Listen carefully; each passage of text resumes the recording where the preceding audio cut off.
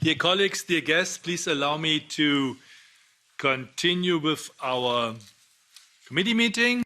Nous allons pour reprendre notre réunion de commission.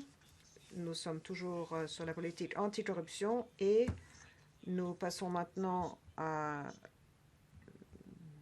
la deuxième série d'interventions avec un atelier dont le titre vers une Cour internationale anticorruption, point d'interrogation. Et je souhaite la bienvenue à mes collègues dans la salle et à toutes les personnes qui nous suivent en ligne également, ainsi qu'aux excellents experts que nous avons invités aujourd'hui.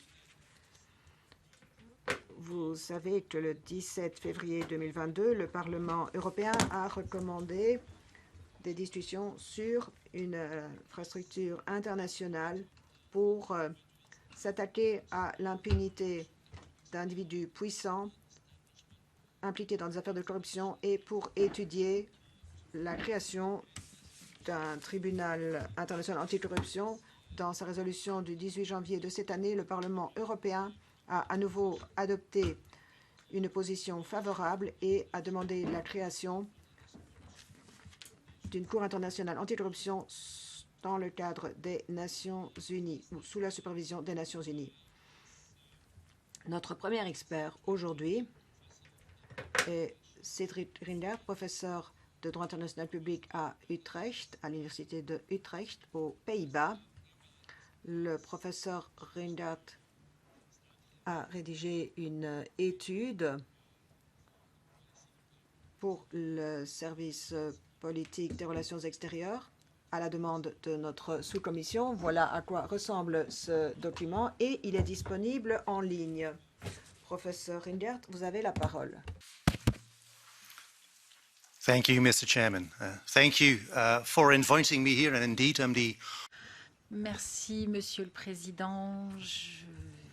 On m'a demandé de préparer un petit briefing sur la possibilité de mettre en place une Cour internationale anticorruption, mais aussi sur la possibilité de renforcer les mécanismes existants en matière de lutte contre la corruption ou éventuellement d'en créer de nouveaux. Alors, permettez-moi tout d'abord de vous dire quelques mots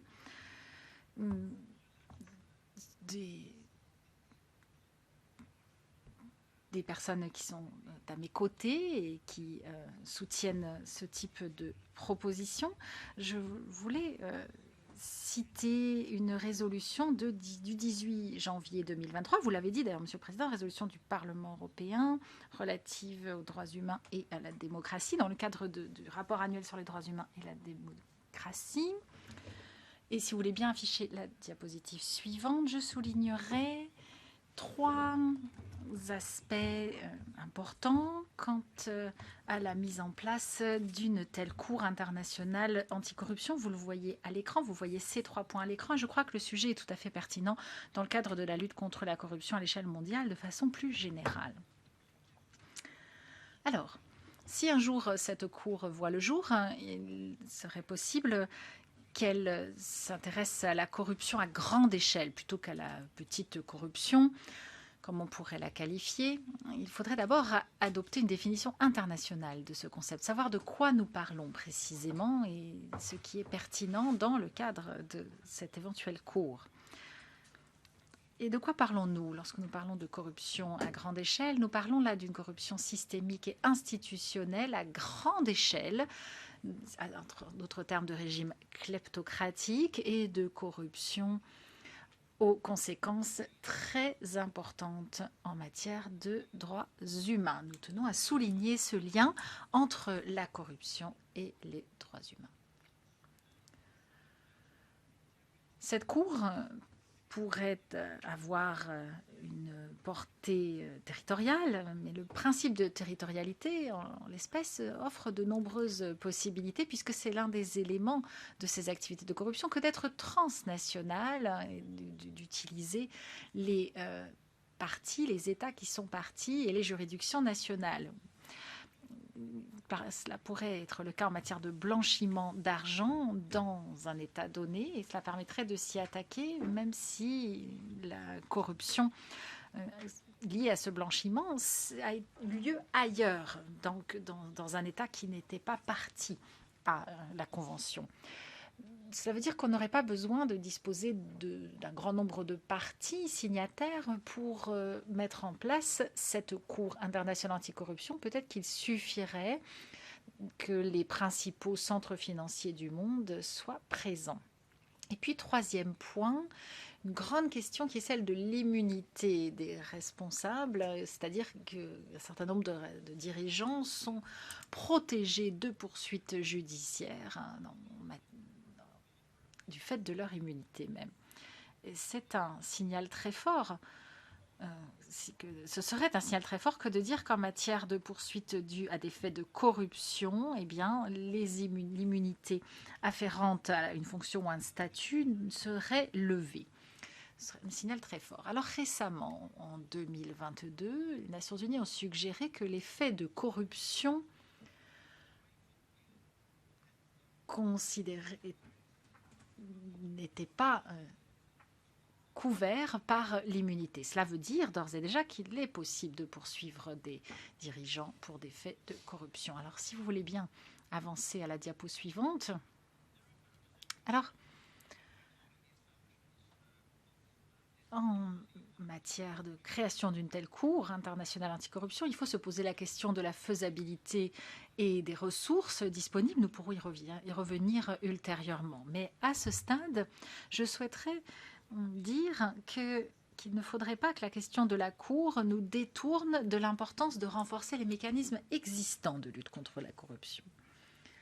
Dans mon briefing, dans mon exposé, je ferai la distinction entre les mécanismes directs et indirects de responsabilité, de reddition de comptes. Les mécanismes directs en la matière, vous en avez une liste à l'écran, concernent d'abord les juridictions extraterritoriales, autrement dit, des principes d'universalité, qui veulent dire qu'il ne faut pas nécessairement que les faits aient été commis dans un état donné pour que l'on puisse poursuivre. Et cela permettrait de lutter non seulement contre la criminalité organisée, mais aussi, j'en suis convaincue, des juridictions nationales pourraient s'appuyer sur ce principe de territorialité pour poursuivre en matière de blanchiment d'argent, et j'en passe. Donc le problème, à mon sens, n'est pas tant l'absence de juridiction ou de régulation, de réglementation en la matière, mais plutôt le défaut d'application des textes d'ores et déjà existants. Deuxième point, des agences chargées de l'application des mesures régionales et internationales, donc des organismes régionaux et internationaux. J'attends beaucoup du parquet européen qui commence ses premières enquêtes en matière d'achat public dans le cadre de la crise sanitaire, mais aussi d'autres affaires auxquelles il s'intéresse depuis peu. Et donc, nous savons qu'un certain nombre d'organismes s'intéressent à ce briefing que j'ai rédigé. Je sais que vous aurez des interventions encore à ce sujet, mais moi, je voulais simplement vous donner quelques exemples de bonnes pratiques, tout en sachant que des recherches devront être menées par la suite. Alors, il est également possible d'avoir d'autres possibilités, d'autres tribunaux que cette Cour internationale anticorruption. Il faut également penser aux possibilités existantes, telles que la Cour pénale internationale. On sait qu'en Guinée équatoriale, par exemple, il a été possible de contraindre l'un des dirigeants à répondre de ses obligations face aux Nations Unies, face à des allégations de corruption. Donc nous savons que c'est possible d'ores et déjà. Et je crois que la Cour pénale internationale, la Cour de justice internationale plutôt, pourrait tout à fait être un outil intéressant pour permettre de lutter contre la corruption lorsqu'elle entraîne des violations des droits humains. Donc il y a bien évidemment un lien entre corruption et violation des droits de l'homme. Ça, c'était les mécanismes directs de reddition de comptes, de responsabilité. Il me semble que l'Union européenne pourrait faire un usage plus approfondi, plus fréquent de ces outils existants. Il va falloir suivre notamment les clauses anticorruption dans les accords de libre-échange, premier point. Je sais que c'était aussi le sujet de votre discussion à l'instant, la question des sanctions anticorruption, des régimes de sanctions. Je ne vais pas entrer dans le détail. Troisième possibilité, il serait possible de mettre en place un rapporteur spécial des Nations Unies sur la criminalité financière, les violations des droits humains, puisqu'il y a des liens entre les deux. Et puis, quatrième et dernier point, qu'il faut impérativement impérativement mettre en œuvre quelque chose autour du recouvrement d'avoirs, notamment d'origine criminelle, et faire en sorte qu'il y ait une meilleure coopération internationale de manière à ce que l'argent volé aux victimes revienne aux populations concernées. Et je pense que cela doit se faire et ne pourra pas se faire s'il n'y a, ou plutôt ne pourra pas se faire s'il n'y a pas de lien avec les activités criminelles. Si on n'arrive pas à établir ce lien. Il y a une proposition actuellement sur la table en 2022 de la Commission européenne. Le Parlement est en train de l'examiner en ce moment même. Enfin, il faudrait peut-être faire en sorte qu'il y ait un registre financier international sur ce qu'on appelle les bénéficiaires effectifs, ceux qui, in fine, bénéficient, par exemple, des mesures d'évasion fiscale ou de sociétés écran, de sociétés boîte aux lettres qui favorisent l'évasion fiscale. Donc, il serait intéressant que l'Union européenne s'y intéresse et la Cour de justice récemment a décidé que les informations pertinentes relatives à ces bénéficiaires effectifs devaient être rendues publiques parce que ce serait d'intérêt public. Donc, il faut trouver un équilibre entre la protection des droits fondamentaux et la lutte contre la corruption. On voit que cela devient un enjeu pour le Parlement européen, entre autres. Je pense que vous en avez parfaitement conscience et que le sujet sera porté lors des discussions en trilogue avec le Conseil et la Commission, notamment dans le cadre de la 6e directive anti-blanchiment. 5e et dernière diapositive, et je conclurai. Je pense que le Parlement serait bien avisé de réfléchir aux contours que pourrait prendre sur le plan institutionnel une Cour internationale anticorruption, tout en continuant à apporter son soutien aux mécanismes de reddition de comptes et de responsabilité existants. Merci beaucoup, professeur, de votre présentation tout à fait complète et merci également de votre étude. Je vais maintenant ouvrir le débat dans le cadre de cet atelier. L'idée même d'une Cour internationale anticorruption est un message très fort intégré par une organisation qui est portée par une organisation américaine. C'est une initiative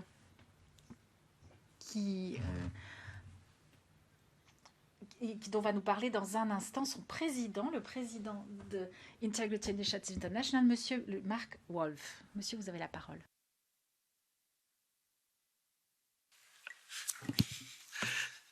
Thank you very much. Je vous remercie infiniment. Je vous remercie, vous, députés européens, d'avoir pris cette résolution qui pose cette question vers une Cour internationale anticorruption. Merci également d'avoir organisé cet atelier. Merci de me donner la parole. Merci encore, professeur Egart, de son excellent exposé, de son excellent rapport. Alors, je viens de Boston, dans le Massachusetts, et j'ai l'honneur d'être le président de cette initiative en faveur de l'intégrité. Et je suis accompagnée de mes 2 coprésidents qui m'accompagnent dans le cadre de cette campagne nationale que nous menons. Nous avons notre collègue espagnol, monsieur qui est un ancien économiste à la Banque mondiale et qui est président d'une initiative pour la bonne gouvernance internationale. Et à ma gauche, la très distinguée, une juriste très très distinguée, la Hague, et qui est coprésidente du comité présidé par Mary Robinson à l'échelle des Nations Unies. Vous voyez un petit peu le degré d'engagement et de compétence de ces personnes. Ce sont de véritables experts internationaux qui sont à nos côtés. Nous essayons donc de porter ensemble cette cause que vient de présenter le professeur Egart, à savoir la création d'une Cour internationale anticorruption. Nous vous souhaitons la bienvenue, dit le président. Merci à vous tous. Et nous nous sentons en effet très bien accueillis. Alors, il me semble très important de renforcer les textes en vigueur, le cadre législatif en vigueur contre la kleptocratie. Il est possible de le faire de différentes manières et je crois que le plus simple serait de catalyser, de coordonner une campagne pour mettre en place une telle Cour internationale anticorruption sous l'égide des Nations Unies. Alors, il faut dire aussi que nous soutenons l'ensemble des mesures qui ont été présentées, qui ont été identifiées, qui existent d'ores et déjà. Tous les efforts en matière de régime de sanctions anticorruption, lors de violations des droits humains. C'est une excellente idée. Et l'un de nos principaux partenaires et conseillers est celui qui était à l'initiative du Magnitsky Act aux États-Unis, de lutte justement contre la corruption. Nous savons aussi toute l'importance des bureaux du parquet européen qui commencent maintenant à travailler sur différentes affaires et il faut vraiment agir également à l'échelle nationale. L'une des activités principales de notre organisation, Integrity Initiatives International, vise à lutter contre la corruption dans différents pays, par exemple en Ukraine. J'ai eu l'occasion de travailler avec des dirigeants ukrainiens sur la création d'une cour spéciale contre la corruption. Nous essayons de parrainer, en quelque sorte, d'apporter un programme de mentorat aux juges ukrainiens. Nous avons mis cela en place l'année dernière. Et l'initiative commence à tenir ses promesses. Nous sommes en train de faire du bon travail, me semble-t-il, et nous aurons peut-être l'occasion d'en rediscuter.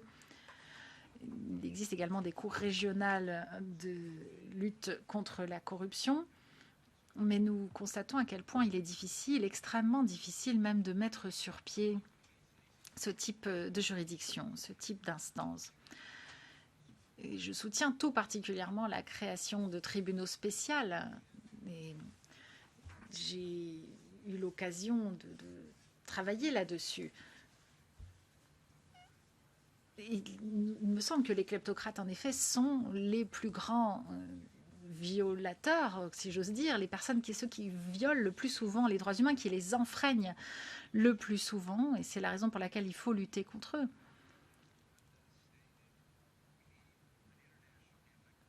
Et il me semble qu'il nous faut impérativement une telle cour internationale anticorruption pour lutter contre la kleptocratie. Alors, sur cette question de la grande corruption, comment la définir?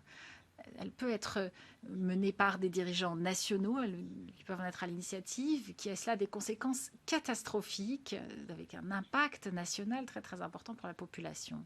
Ce serait un indicateur certainement.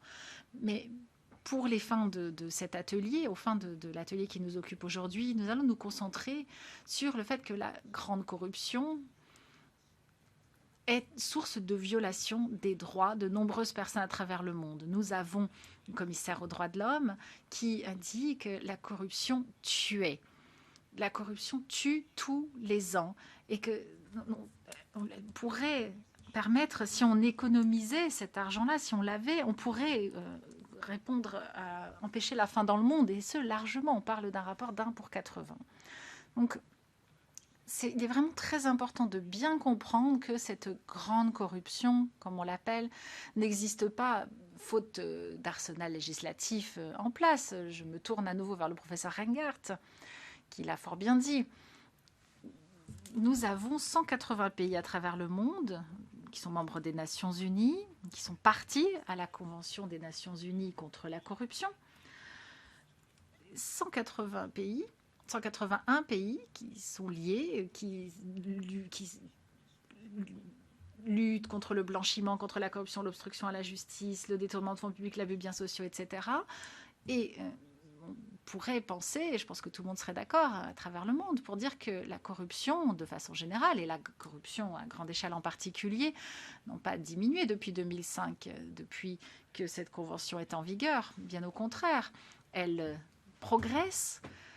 Et elle fait son lit partout dans le monde parce que les kleptocrates dirigent, sont aux manettes, sont au pouvoir dans un grand nombre de pays et qu'il n'y a pas d'application de l'arsenal de sanctions qui est disponible. Quant aux poursuites qui peuvent être mises en place par des parquets nationaux dans différents pays, ne suffisent pas. Aux États-Unis,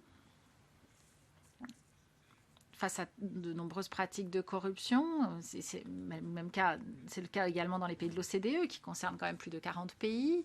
Ça n'empêche pas qu'il y ait des formes de corruption, de pots de vin, etc.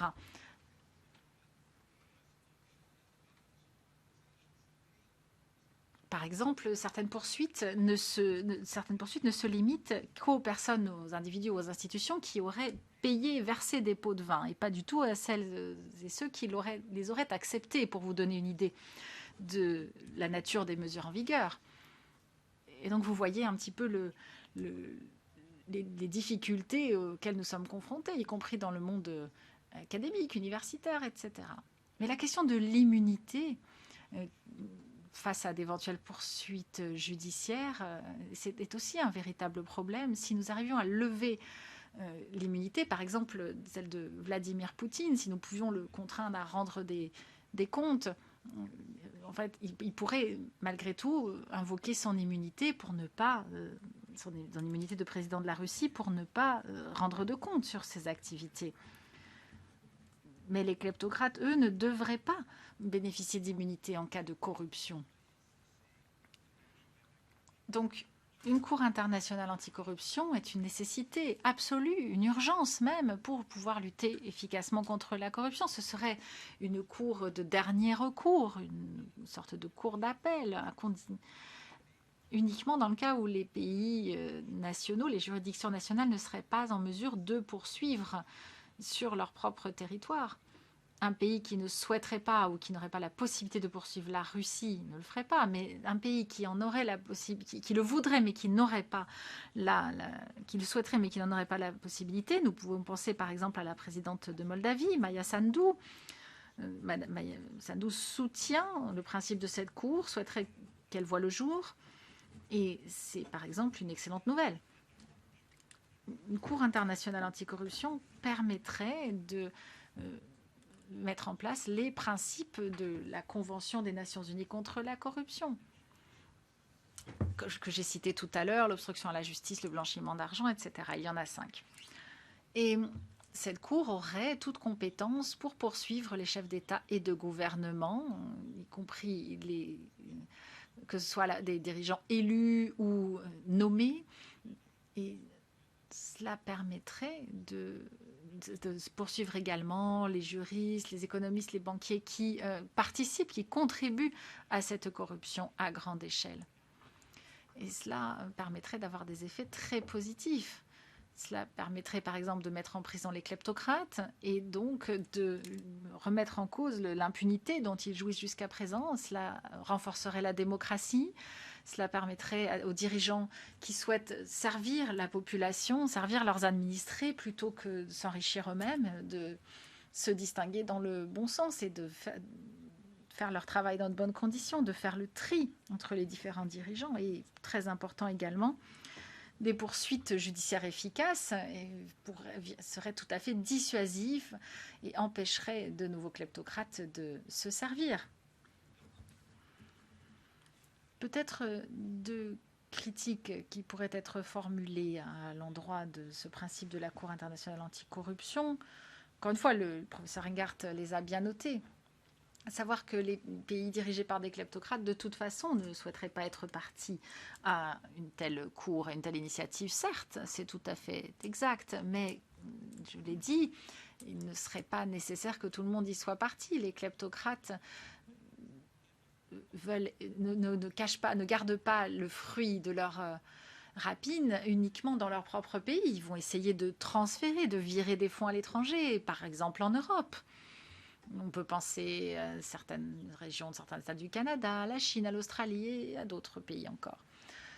Et parce qu'ils disséminent leur argent dans des pays différents, eh bien, ils peuvent potentiellement faire l'objet de poursuites judiciaires dans les pays en question. Et c'est ce qui ferait tout l'intérêt d'une cour internationale. Vous pouvez penser aux Panama Papers, par exemple, au collectif de ces journalistes d'investigation qui ont révélé ces Panama Papers. Ils parlent de centaines de millions de dollars, si ce n'est davantage, qui ont atterri en Suisse. Si la Suisse était partie à ce projet, la Suisse ne veut pas nécessairement poursuivre Vladimir Poutine, mais si la Suisse ne veut pas poursuivre, eh bien, un autre pays parti à la Cour internationale anticorruption pourrait le faire à l'avenir.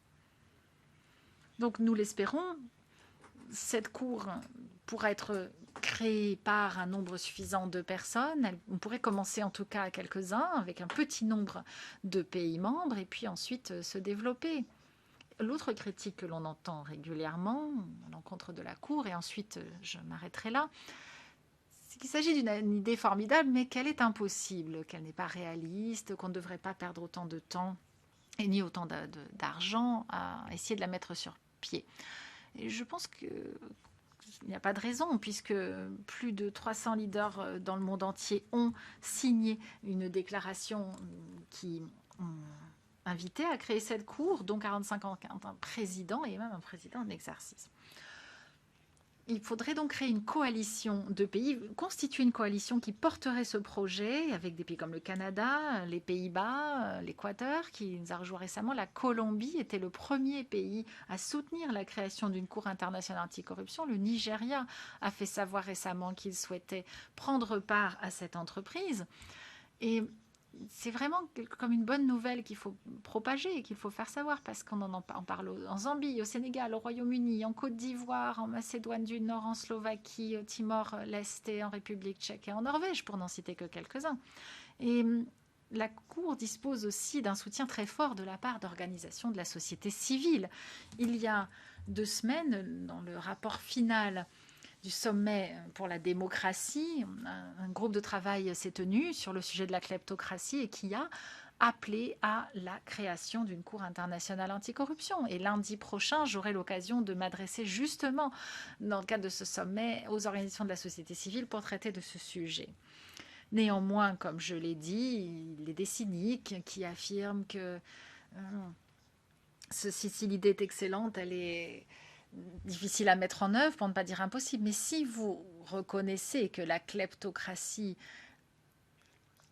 est un phénomène dramatique pour les droits de l'homme, alors il me semble que le cynisme ne devrait pas nous empêcher d'agir. Je pense que je suis le doyen d'entre vous. J'en ai l'habitude, en tout cas, partout où je prends la parole, mais j'ai eu l'occasion de vivre un certain nombre de choses. Et je sais que des choses vraiment inimaginables peuvent se produire. On peut penser à la fin de l'apartheid en Afrique du Sud ou à la chute de l'Union soviétique. Donc, rien n'est impossible. Et pas plus tard que vendredi dernier,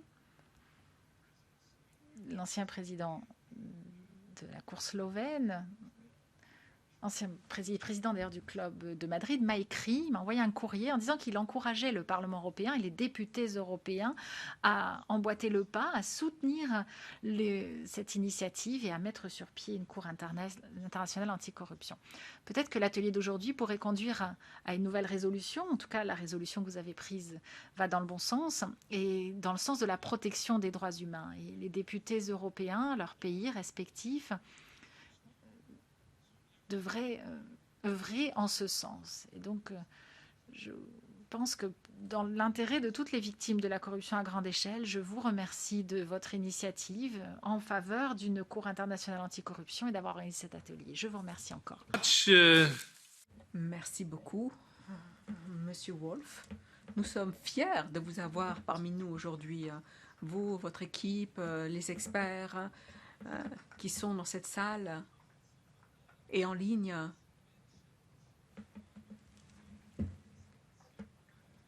Vous avez parlé des fonds consommés par les kleptocrates et qui permettraient de nourrir 8 fois les affamés sur cette planète. Cela nous montre que ce n'est pas un sujet uniquement technique. Il n'y a pas plus politique que ce sujet.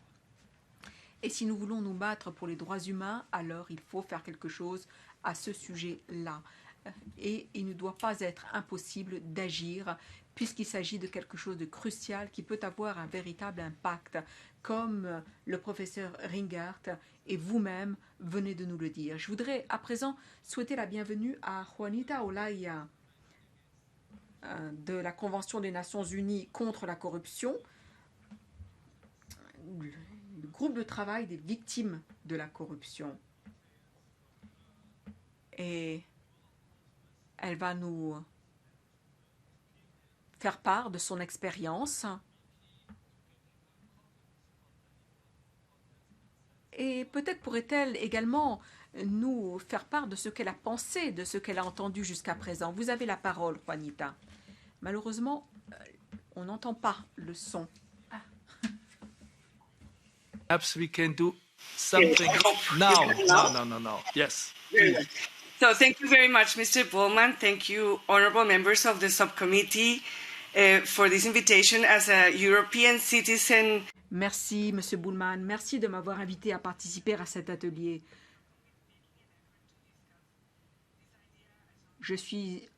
Malheureusement, la connexion saute et les interprètes ne peuvent pas suivre Madame. Elle ne sera donc pas interprétée. Group on victims of corruption. So the issues of corruption and human rights are at the core of the work I do. We will agree in this room that corruption is rampant and that more decisive effort is needed to be done across the globe. But we may not agree on the means. In fact, many of us don't think that an international anti-corruption court would add value for the 5 reasons I will mention briefly, and some of them may recall already or connect to the elements that have been mentioned by Professor Wingard in his presentation. The first one, this court is more of the same that currently is not working. The problem of impunity we face is not resolved by creating another court, but by ensuring that national justice systems be strong, independent and accountable and well-connected internationally, ensuring that judges, prosecutors and witnesses and whistleblowers are protected, and supporting international but country-specific approaches that have indeed proven to be effective. Second reason, this is an idea that has missed its time. The problems that we have today can't wait to be solved in 15 or 20 years when this court would be in place. And even there, an institution formed under the thinking of the Cold War international consensus, I guess you will agree with me, with the events of today is evident, will be of little help. Third, this is an idea that sounds right. It speaks to our most inner wishes for corruption to be ended by somebody else out there. But it lacks, in essence, what it takes to be effective. No international court is feasible without strong national cooperation on the ground. And to the point that we hear, not granting standing for citizens to access justice in that court would not really be modern nor up to date.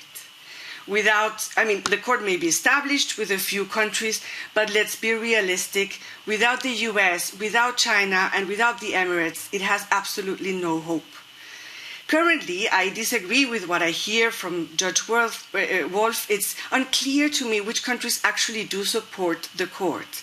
There are mentions about it, but I haven't really seen a decisive support for it by any country. Fourth reason, it is expensive and it is, we think, ineffective. We don't see it as something that can be done in addition to other things simply because it drains all resources available that are accurately needed right now for other activities and other options.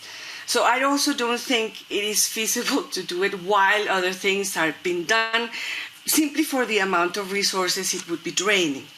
And look at the number of the current cases that court could take even today. Let's assume that it was functioning already in a year. How many cases could it take? 1? Maximum 5? Would that be the option we want to take?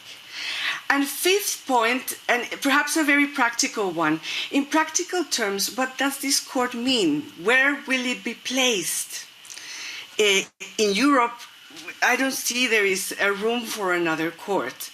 Will it be in the global north? Again, this idea is sparing a lot of discussion among many organizations in the global south on being another imposition from some countries thinking that they can do better. And this again puts us in a level of the discussion that we should abandon. Will the South again be excluded?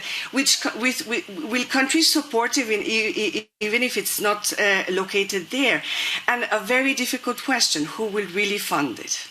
Who will really fund it? Can we risk that some countries that have currently high risk of corruption power will be funding this court. The European Parliament's recommendation of February 17, 2022, Mr. Chairman, that you also cite at the beginning of this meeting, is absolutely trend-setting in making progress towards breaking the silos between the topics of human rights and corruption. It encourages internal and external coherence, it places victims at its core, and encourages efforts in different directions.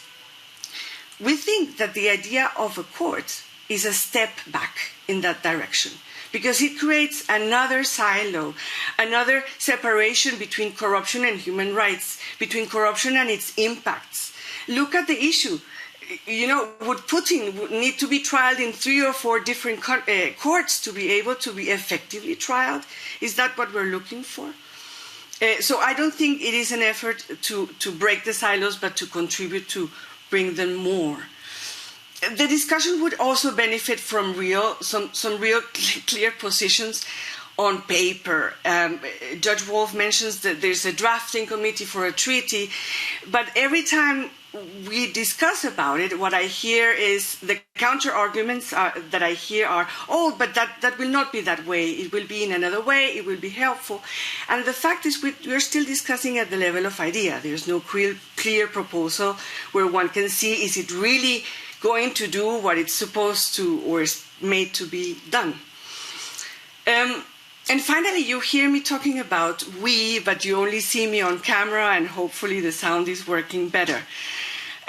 Indeed, it's not just me. There are many experts and organizations fighting corruption that don't think this idea is a good idea. Transparency International, in fact, in its last annual membership meeting in November 2022, issued a resolution where it urges the world to explore other options than an international court, and states as background for that the following, and I will just read briefly that excerpt. In the wake of Russia's invasion of Ukraine and the failing attempts to sanction Russia due to global illicit financial flows, there is increased political will among governments to address grand corruption and transnational corruption.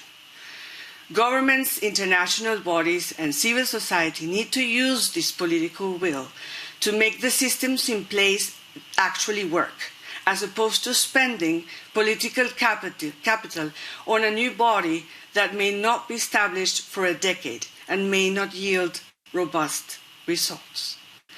So quite a number of experts and activists do not see in the promotion of this idea a decisive step towards fighting corruption. There will be no cheers from us. You will also not see from us an active campaign opposing it. There are more important things for us to do at the moment than organizing to oppose something like this. So that's why you will see, the quiet presentations in meetings like this, but nothing organized to oppose it. That's a luxury we cannot afford ourselves. There are many other things that require attention and resources that can be effective immediately, and the resolution has a lot of ideas in that direction already. We would urge the Parliament not to wait for another scandal to react immediately. Thank you very much. Thank you so much, Juanita. Merci beaucoup, Juanita. Je vois que nous sommes tout à fait d'accord à propos de la volonté politique d'agir, mais la question est de savoir quelle mesure doit être prise. Voilà, cela étant dit, eh bien, je vais donner la parole à notre dernier expert. Nous avons invité Juan Francisco Sandoval, l'ancien chef du bureau du procureur spécial contre l'impunité au Guatemala. M. Sandoval a dû quitter son pays à cause de son travail contre la corruption. Son nom a été cité dans une résolution du Parlement européen du 7 avril 2022 sur la situation de l'état de droit et des droits humains dans la République du Guatemala. Monsieur Juan Francisco Sandoval, je vous invite à prendre la parole pour nous dire ce que vous pensez de cet échange. Desde aquí, desde el continente americano, buenas tardes. Bonjour depuis le continent latino-américain. Merci de me donner l'occasion de m'adresser à vous. Merci d'aborder ce sujet qui est très important et qui porte sur l'éventuelle création d'une Cour internationale anticorruption. Cela me semble en effet être une mesure pertinente. J'ai moi-même vécu une expérience personnelle en la matière. Je suis en ce moment exilé aux États-Unis. Je suis en train de demander l'asile politique à cause du travail que j'ai réalisé pour lutter contre la corruption dans mon pays. Et je fais référence à cela parce que plusieurs solutions ont été envisagées plutôt qu'une cour internationale, comme par exemple l'autonomisation des tribunaux nationaux qui pourraient exercer leur juridiction en la matière. On a également envisagé de mettre en place des mécanismes d'investigation spécifiques sur la corruption, comme ça a d'ailleurs été le cas au Guatemala. Cela a été d'ailleurs un mécanisme des Nations Unies qui a bien fonctionné dans mon pays. Mais c'est parce que ce système a bien fonctionné que ceux qui sont au pouvoir dans un pays corrompu en ont tenu compte. Il y a notamment une résolution du Parlement européen qui le montre. On sait que les autorités du Guatemala ont agi pour défendre un régime corrompu, avec pénalisation, arrestation et même exil des personnes liées aux enquêtes et qui dénonçaient ces faits de corruption. Il s'agit d'un mécanisme international permanent dont on parle maintenant. Il s'agirait donc de juger les crimes de corruption graves commis au Guatemala et dans d'autres pays d'Amérique latine. Bon, la situation est très différente de la situation en Europe et j'insiste sur mon cas personnel. En effet, si je souhaitais aujourd'hui dénoncer la corruption systématique en cours dans mon pays, eh bien, sachez que nous sommes 30 fonctionnaires de la justice qui sont en exil, plus des journalistes, etc. Mais nous ne savons pas à qui nous adresser. Et donc j'ai eu une idée qui est peut-être absurde pour certains, mais dont il faudrait peut-être penser. L'on pourrait poursuivre l'État du Guatemala pour persécution devant la Cour internationale de justice en vertu du statut de Rome. Mais ce n'est pas ça qui va résoudre le problème de la situation généralisée au Guatemala, car aujourd'hui on ne peut pas enquêter là-bas sur des actes de corruption. Et les cas de corruption transnationaux graves ne peuvent pas non plus être l'objet d'enquêtes dans des juridictions différentes de la juridiction guatémaltèque, puisque les pays qui servent de passerelle pour ces cas de corruption n'y sont pas intéressés. Et donc, la création d'un mécanisme international de lutte contre la corruption, à savoir une cour internationale, est intéressante. Je vous ai parlé de la situation au Guatemala, mais il y a aussi les pays voisins. Au Honduras, par exemple, il y a eu un mécanisme, par exemple le soutien des organisations des États américains, mais qui a duré. Mais en raison du moment dans lequel ce mécanisme a été mis en place et à cause de l'opposition du gouvernement, eh bien, on s'est retrouvé dans l'impasse. Et aujourd'hui, au Honduras, le parquet traverse une crise grave et ne peut pas enquêter sur des actes de corruption. Je pense également au Salvador. Là-bas aussi, sous l'égide de l'Organisation des États américains, l'on a mis en place un mécanisme. Mais c'est le moment de création de ce mécanisme qui a eu des conséquences importantes, puisque là-bas non plus, on ne peut pas enquêter sur des cas de corruption. Donc la mise en place d'une cour internationale de lutte contre la corruption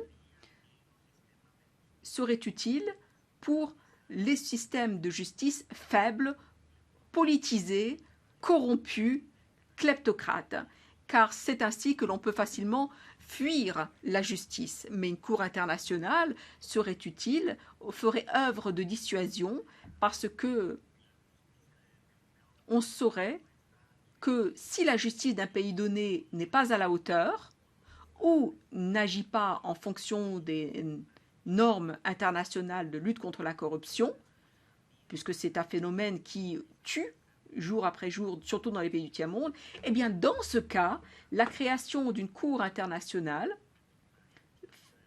jouerait un rôle complémentaire et aurait peut-être un rôle de catalyseur, pourrait motiver les pays, pourrait les pousser à améliorer leur système judiciaire au niveau national. Alors c'est peut-être une utopie aujourd'hui, il y a certes des objections quant à la possibilité de réaliser cet objectif, la question également de la participation des diverses juridictions au sein d'une telle cour, cela sera très difficilement accepté par certains pays, c'est notamment le cas du pays d'où je viens.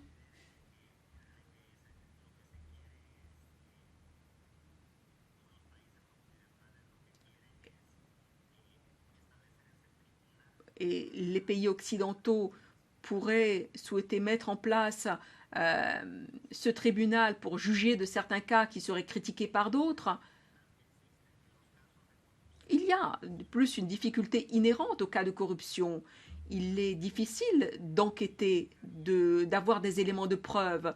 Alors imaginez à quel point ce serait compliqué si l'on avait une juridiction internationale qui aurait ainsi accès aux éléments de preuve qui permettraient de démontrer certaines actions. Mais il faut tenir compte aussi de la réalité. Il faut faire face à la réalité. Il faut voir ce qui se passe dans de nombreux pays du monde.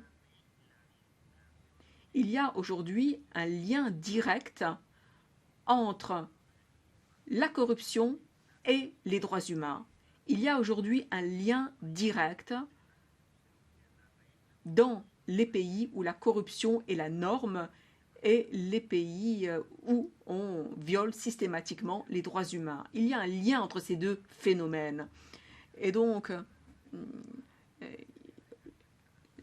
il y a des journées internationales de lutte contre la corruption et de défense des droits humains qui ont lieu en même temps parce qu'il y a un lien direct. Et dans de très nombreux pays, la seule possibilité d'enquêter sur les cas de corruption, c'est une cour internationale. C'est aussi la seule possibilité de juger les auteurs d'actes de corruption. La seule possibilité, c'est mettre en place une cour internationale. Merci. I thank you. Thank you so much, Juan Francisco Sandoval.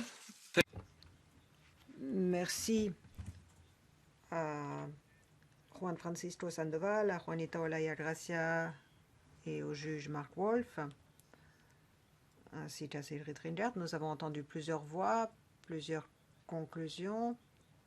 J'en reviens à notre premier intervenant, le professeur Rindert, parce qu'apparemment, il nous a dit qu'il fallait pleinement utiliser ce dont nous disposons, et lancer de nouvelles mesures en plus, et pas pour remplacer celles qui existent déjà. Et bon, vous avez été aussi direct que possible. J'ai entendu votre scepticisme sur l'introduction d'une nouvelle cour internationale, mais on peut peut-être ouvrir le débat avec mes collègues qui souhaitent intervenir. Et je dirais que nous pensons à vendredi dernier, à ce qu'a fait la CPI avec le mandat d'arrêt contre Poutine et la commissaire aux droits de l'enfant de Poutine. Et beaucoup de ceux qui ont dit qu'une juridiction internationale ne pouvait rien faire et se sont demandé comment on pouvait avancer sans la Chine, la Russie et le Royaume-Uni et les États-Unis, eh bien, beaucoup ont été surpris par la vague qu'a déclenché cette initiative courageuse. Donc on se demande quelle est la bonne solution et ça devrait être quelque chose de productif sur les mesures à prendre et comment. Heidi. Merci. Je pense que c'est utile d'avoir ce débat parce que cela nous aide à bien comprendre de quoi nous parlons. Je pense à ce que vous avez dit, Monsieur le Président. L'une des approches visait à dire faisons ce qu'a dit Mme Olaya Garcia, veillons à ce que le système de justice internationale soit indépendant et à ce que les systèmes nationaux soient indépendants et capables de lutter contre la corruption. Le professeur Ringart a dit qu'il y a eu cet arrêt malheureux de la Cour de justice en décembre, me semble-t-il, parce qu'en tant que législateur, co-législateur, ça nous met dans une situation difficile. Nous avons récemment adopté une législation sur des rapports fiscaux pays par pays et nous ne savons pas maintenant comment cela peut être fait. Maintenant, brusquement, la Cour dit que nous devons respecter la vie privée des bénéficiaires ultimes. Et or, nous avons eu 6 paquets blanchiment d'argent. Et puis, il y a eu cet arrêt sur les bénéficiaires effectifs. Ensuite, il faut pleinement utiliser les instruments existants, avez-vous dit, et y ajouter éventuellement d'autres mesures. Alors, ma question s'adresserait aux deux parties dans ce débat, à nos 3 premiers intervenants. Et puis, Mme Olaya Garcia. Quels seraient les avantages? Alors, j'espère avoir bien compris, mais il me semble qu'il y a 2 approches différentes sur le potentiel de lutte contre la grande corruption transfrontalière. Avons-nous besoin de la Cour internationale anticorruption pour cela? Ou pouvons-nous travailler sur la base notamment de la Convention des Nations Unies contre la corruption et ses instruments? Ce que nous devons faire maintenant, c'est trouver des moyens de poursuivre des crimes ayant un caractère transfrontalier. Et les instruments existants nous permettent-ils de le faire ou avons-nous besoin d'une cour internationale? Je sais que c'est quelque chose de difficile, mais que pouvons-nous faire avec les instruments existants, notamment la Convention des Nations Unies contre la corruption? J'ai pas mal d'autres questions, mais je vais commencer par celle-ci. Merci Heidi. Marisa, vous souhaitez également prendre la parole? Oui, très brièvement, effectivement. Je souhaitais à mon tour remercier l'ensemble des personnes qui ont pris la parole cet après-midi sur un sujet très important et d'une actualité brûlante. Et on voit bien la diversité des points de vue à ce sujet. Alors, je vais essayer de poser quelques questions, peut-être un peu spécifiques, mais qui peut-être vont pouvoir aider à alimenter ce débat. Première question. Par rapport à ce qui a été dit dès le début, cela concerne la définition commune de ce qu'on entend par corruption. Parce qu'à l'évidence, un tel mécanisme ne peut fonctionner, surtout à l'échelle internationale, que si nous avons une définition commune de la corruption, en particulier de la grande corruption. Et donc, concrètement, comment faire pour avoir une définition commune qui soit reconnue à l'échelle internationale? Quelles sont les possibilités? De quelle forme? De quelle manière est-ce possible? Parce qu'on voit bien qu'on ne peut pas avoir de Cour internationale anticorruption avec toute la légitimité qu'elle aurait si nous ne disposons pas d'une définition commune. Ça, c'est une première question. Et puis, j'en aurais 2 autres qui m'intéressent, à savoir, tout d'abord, un aspect peut-être plus institutionnel. Autrement dit, quelles institutions anticorruption seraient, à votre sens, un prérequis ou le minimum dont nous aurions besoin? Je sais qu'il peut y avoir l'institutionnalisation du cours international au plus haut niveau, Mais sur le plan institutionnel, si l'on veut des institutions efficaces, qui fonctionnent réellement, donc comment faire sur le plan institutionnel? Et puis, dernière question, je pense que nous sommes toutes et tous inquiets de cette corruption. Nous avons mis en place des mécanismes de lutte contre la corruption, cela a été dit dans différents exposés. Il existe la corruption directe, indirecte, des mécanismes directs et indirects, de liens avec, entre corruption et violation des droits humains, etc. Mais on n'observe pas pour autant que la corruption recule, bien au contraire, c'est plutôt à une forme d'escalade que nous assistons en matière de corruption. Donc, puisque nous parlons d'un crime, de corruption, comment faire pour prévenir le crime? Et je pense que c'est un aspect que nous devons prendre en compte également. Lorsque l'on parle de cours internationales, de régimes de sanctions, etc., ça ne suffit pas d'analyser les choses, de nous pencher uniquement sur le volet de sanctions. Il faut impérativement agir sur la prévention. Merci. Thank you, Marisa. Merci, Marisa. Nous avons entendu beaucoup d'observations et de questions intéressantes et je vais maintenant rendre la parole à nos experts dans l'ordre inverse, si vous me le permettez. Alors, Juan Francisco Sandoval, vous avez la parole. Êtes-vous encore connecté? Oui. En ce qui concerne les outils dont nous disposons, sont-ils suffisants ou non? Je réaffirme que le thème de la Convention des Nations Unies contre la corruption, eh bien, c'est vrai que ça constitue une grande avancée. Beaucoup des articles contraignent des clauses de sauvegarde qui limitent cependant les possibilités des États membres, notamment en ce qui concerne les règles internes. Ce caractère non contraignant indique que les pots de vin et la malversation dans le secteur privé ne sont pas automatiquement punis. Et puis, il y a la question de la pénalisation de la corruption dans le financement des partis politiques. Il y a une absence de sanctions pour les États partis qui ne respectent pas ce qu'ils ont signé. Mais on ne nie pas l'importance du contenu, comme notamment ce qui concerne l'extradition et le droit des États membres à coopérer, mais il s'agit de coopération en matière d'entraide judiciaire.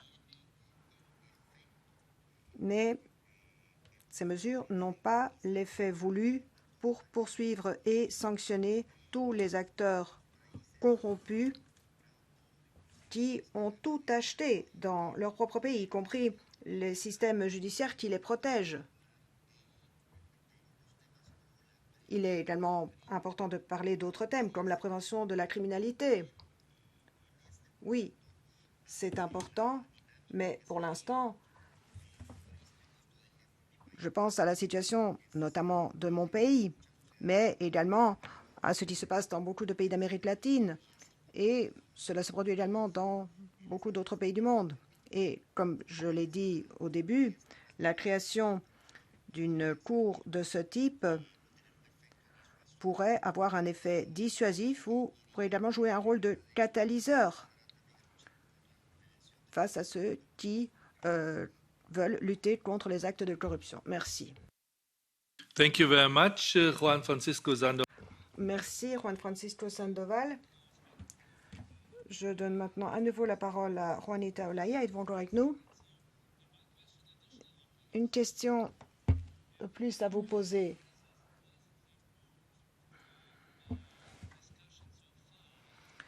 Si votre vous étiez sceptique, votre scepticisme a-t-il été apaisé avec la discussion?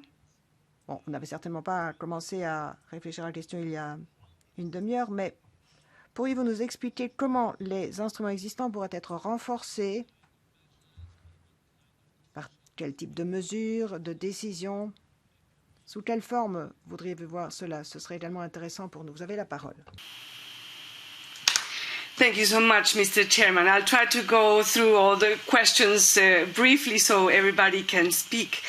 On the first question from Representative Hautala, I think, on whether, which connects to your current question a little bit, are current mechanisms insufficient?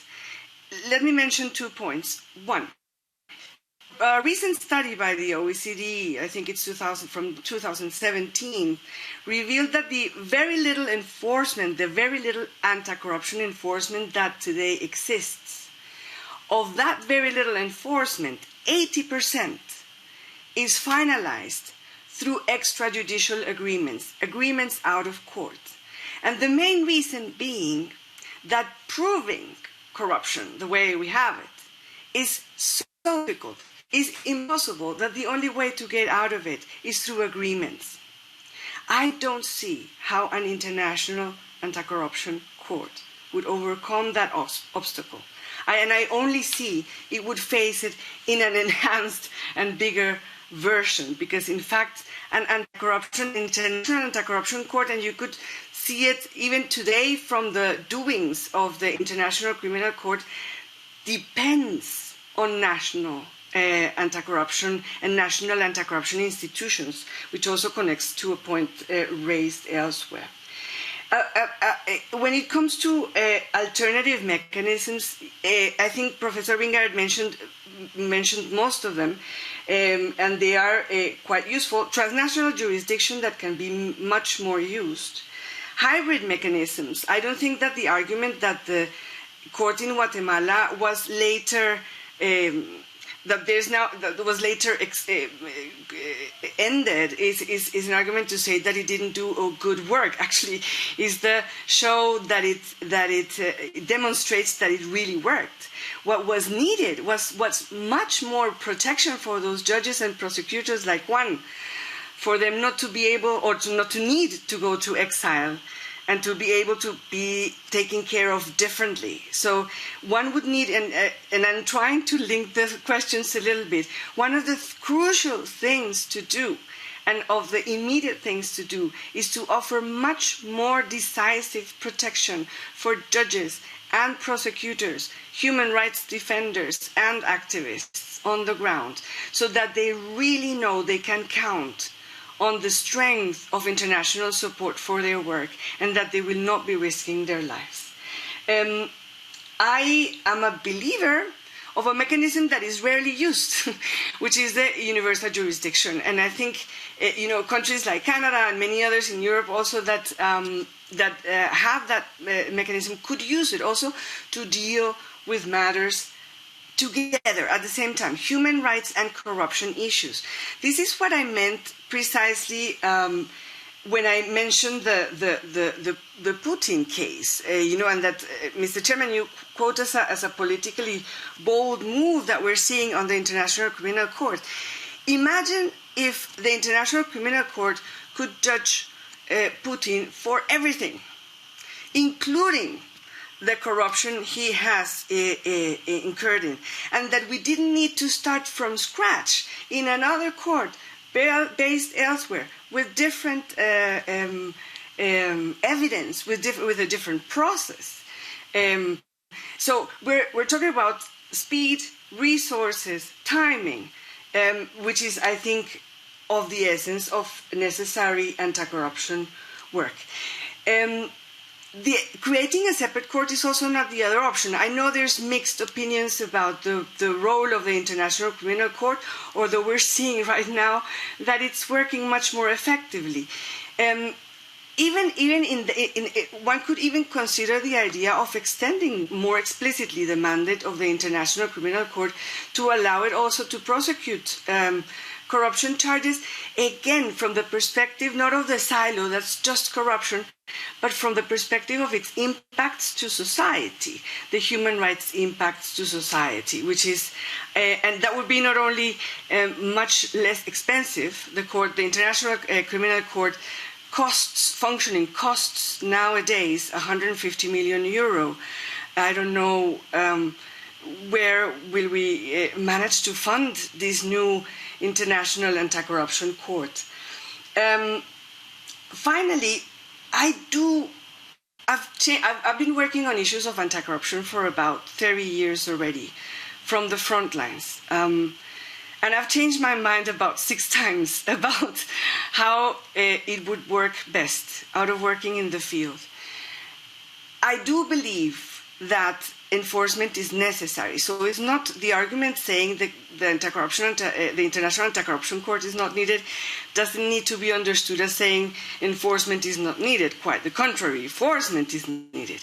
But indeed, as Representative Matias suggests, prevention is also needed. We live in a world that does not reward integrity. We live in a world that is thriving on ambivalence. We're not strong enough in criticizing corruption, in excluding that behavior, sanctioning. In fact, if you look at the diplomatic level, countries are very ambivalent in their relationships among each other. They tolerate a lot. And this is part of the problem. Actually, you see it also with Putin nowadays, with Russia's membership in the National Security Security Council. This ambivalence cannot be tolerated. So, among the things that and the questions or the things that one should consider, and I would also go back again to Professor Ringard's list, which I felt it was very good and comprehensive of things that need to be enforced. Definitely the publicity of beneficial ownership registries, definitely the protection of whistleblowers, witnesses, judges, prosecutors, human rights defenders, but much more effectively, much quicker. I've seen it also on my daily work. Definitely an enforcement of a more comprehensive sanction systems in the EU would be of definitely help for this. And I would suggest to keep open the possibility for hybrid mechanisms where the international and national authorities do work together, but they need to be tailor-made to the situations according to what is necessary, according to the possibilities, and also learning from what is happening. I am sure that a new court along the lines that was the one that worked in Guatemala would need today to be set up differently to impede the possibility of a change of government to dissolve the court. And finally, a point on geopolitics and in politics that I would like to share now that Mr. Chairman also you mentioned this. I attended in Colombia a few years ago, I think it was 2019, 2018, a meeting similar to this one to discuss this idea. Back then, Colombia was supporting the idea of an international anti-corruption court. It isn't anymore, at least to my understanding. I saw a phenomena that worried me there, which was many Central American countries, and this was 3-4 years ago, before what we're seeing today, the horrible prosecution that Guatemalan prosecutors and judges, former judges of that court, are being facing. Back then in Colombia, several representatives of Central American countries stood up to defend this idea and to say that it was positive, not on the argument of different merits that it could have for them in their eyes, but on the arguments. The main argument was, and they mentioned this explicitly, the main argument was because that would be a way to avoid a court like the ICIG. And that made me really worried, because they saw that this was a possibility of avoiding responsibility. I hope I have happy to come back, but I don't want to take all that time. Thank you so much, Juanita Olaya. Merci beaucoup, Madame, et un grand merci à vous. Bravo pour votre engagement vraiment en première ligne, qui vous a amené aussi à évoluer, à changer d'avis à de nombreuses reprises au regard des conséquences pratiques de vos engagements respectifs. Et mon petit commentaire très modeste serait simplement pour dire que c'est une chose qui n'arrive qu'aux plus courageux. Les gens qui ne sont pas très courageux ne changent pas d'avis, ne savent pas tirer les leçons de la réalité, les enseignements du réel. Monsieur le juge Mark Wolf, puisque vous êtes non seulement à l'initiative, mais aussi le promoteur de cette Cour internationale anticorruption, qu'est-ce que vous retenez de cet après-midi? Alors, il me semble que nous devrions retenir une chose collectivement, à savoir une grande admiration pour le travail de Francisco Sandoval, parce que devant nous, vraiment, nous avons un grand héros, une grande victime dans le même temps de la corruption, plutôt une victime de la grande corruption. À l'origine, d'ailleurs, j'étais invitée par le Guatemala à mener des enquêtes, à poursuivre éventuellement. Il a même été amené à poursuivre le président de son pays du fait de ses rapports de corruption avec les cartels de la drogue. Et maintenant, il se retrouve dans cette situation en tant que procureur. Il se retrouve dans cette difficulté extrêmement dure. Et c'est ce qui l'a amené à soutenir cette initiative d'une Cour internationale anticorruption. Et M. Sandoval, Juan Francisco Sandoval, a dit une chose que je n'avais pas évoquée lors de mes propos liminaires. Il a dit en effet, c'est une évidence, c'est une preuve. Il a dit aussi que la Cour internationale anticorruption pourrait encourager un certain nombre de pays à améliorer leurs propres institutions, leurs propres possibilités de poursuivre. Par exemple, ce que fait la CPI est absolument exemplaire et ce que fait la Colombie est également exemplaire. Et effectivement, créer une Cour internationale anticorruption pourrait être une forme d'incitation pour inviter des enquêteurs, des parquets, des procureurs, des juges à poursuivre, à savoir que c'est possible, qu'ils pourront travailler avec leurs homologues d'autres pays avec lesquels ils partagent cette conviction, cette possibilité de poursuivre au-delà de leur capacité nationale. Et puis, une question a été soulevée, celle de la prévention, de l'importance de la prévention. Je suis tout à fait d'accord avec cette affirmation. Les conséquences de la grande corruption, comme d'autres formes de violation des droits humains, sont terribles et on ne peut pas s'en satisfaire pleinement, mais de façon plus fondamentale. Une Cour internationale anticorruption est en soi un mécanisme de prévention de la corruption. C'est même le principe fondamental, primordial du droit pénal, de savoir que lorsque l'on se sait potentiellement frappé de sanctions, l'individu agit en conséquence. Et normalement, il ne devrait pas enfreindre la loi en sachant les sanctions auxquelles il s'expose. Donc, par définition,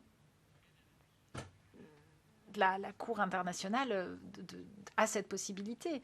La corruption, ce n'est pas un crime passionnel, si vous voulez. C'est vraiment quelque chose de calculé, de froid. Quelqu'un qui a du pouvoir et qui voit la quantité d'argent dont il pourrait bénéficier grâce à ce pouvoir. Et il est absolument sûr que rien ne lui arrivera et qu'il jouira d'une certaine impunité. Et il peut y avoir et ce faisant, il vole, il prive la population d'accès à la santé, à l'éducation, aux services publics de façon générale. Donc, effectivement, il est important de prendre des mesures de prévention. Et puis, une question a été posée quant à une définition partagée de la corruption entre les différentes juridictions nationales et internationales. Cela existe. La Convention des Nations Unies contre la corruption a défini ces 5 crimes que nous avons soulignés tout à l'heure. L'obstruction à la justice, l'abus de biens sociaux, le blanchiment, etc. La proposition est tout à fait précise. L'idée est que ces 5 types de crimes puissent relever de la Cour internationale anticorruption, puisque les 181 pays membres des Nations Unies signataires de cette convention contre la corruption ne l'ont pas signée au hasard. Ils se sont mis d'accord sur ces 5 crimes et cela constitue une définition de la corruption à grande échelle, de la grande corruption. Le problème, c'est l'application. Renforcer les mécanismes existants est, à mon sens, une chose que nous devrions faire. Mais cela ne se fait pas, cela ne s'est pas fait ces 20 dernières années. Je n'ai pas rencontré qui que ce soit à travers le monde qui nous dise que les choses évoluent depuis l'entrée en vigueur de cette Convention des Nations Unies contre la corruption, parce que le monde est dirigé par des kleptocrates qui cherchent à se remplir les poches, faire en sorte que leurs amis, leurs familles et eux-mêmes bénéficient de leur pouvoir. Et que eux aillent mieux et s'enrichissent. Ça me rappelle 2014 encore, ça semble être un petit peu vieux, mais quand même, c'est toujours vrai. C'était une campagne avec un soutien très important pour les pays du Sud à l'échelle mondiale. Et je me souviens qu'à l'époque, je ne savais pas que quelques années plus tard, j'aurais cette occasion, mais aussi cet élan, cette envie, cette occasion aussi d'être présent au Parlement européen. Et je pense que ceux qui portent cette responsabilité, que ce soit au sein des gouvernements, des administrations, mais aussi des organisations nationales, internationales et des ONG, devraient voir leurs efforts couronnés de succès et voir l'arsenal législatif existant être appliqué. Et si je pouvais voir cela, encore assister à cela de mon vivant, je pense que je serais le plus heureux des hommes.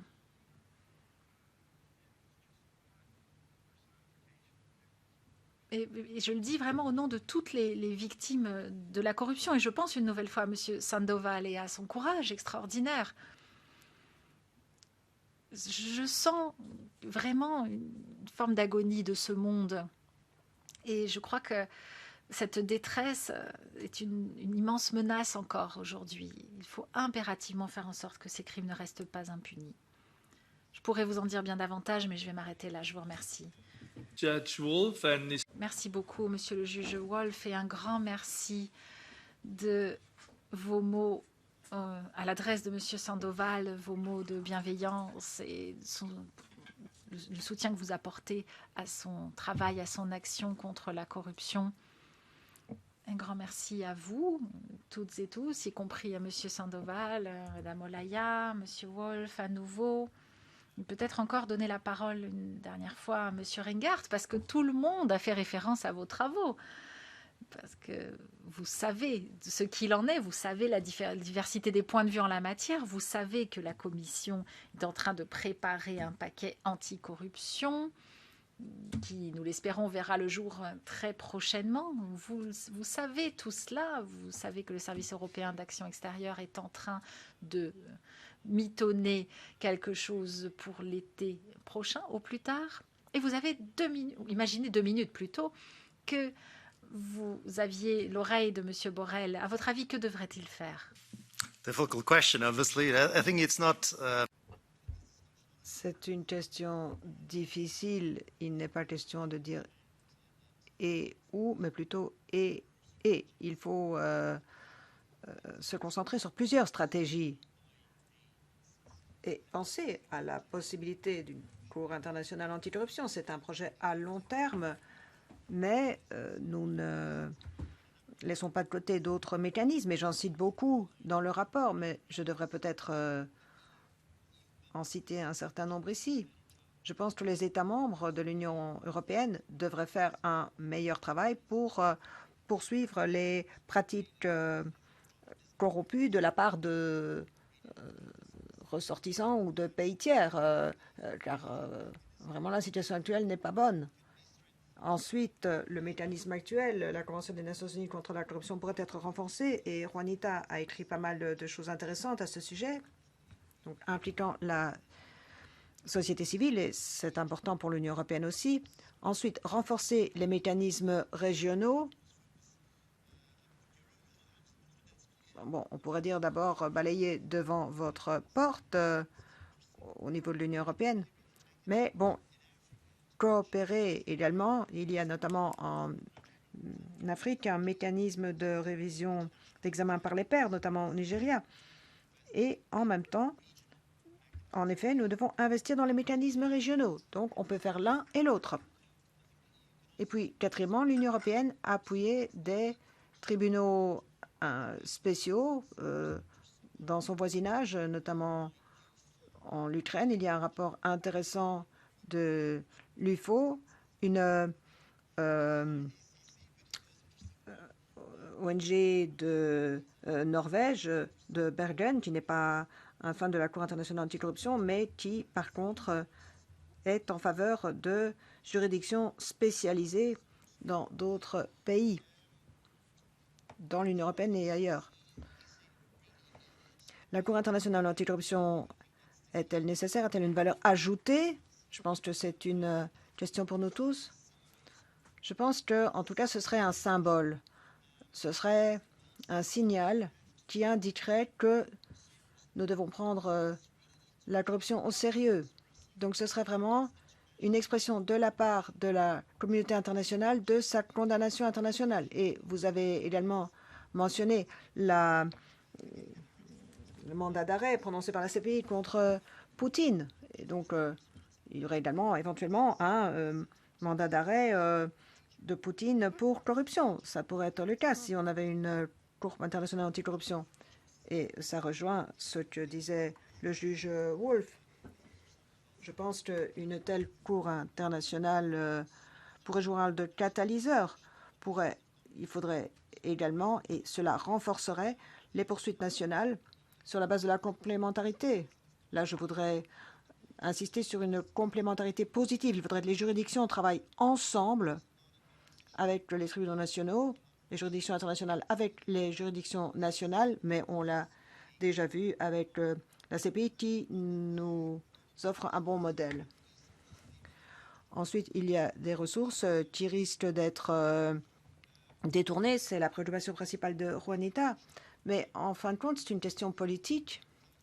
Et nous devons conclure que, d'une manière générale, il faudrait éventuellement plus de ressources. Bon, je le dis ici, mais c'est une réalité politique.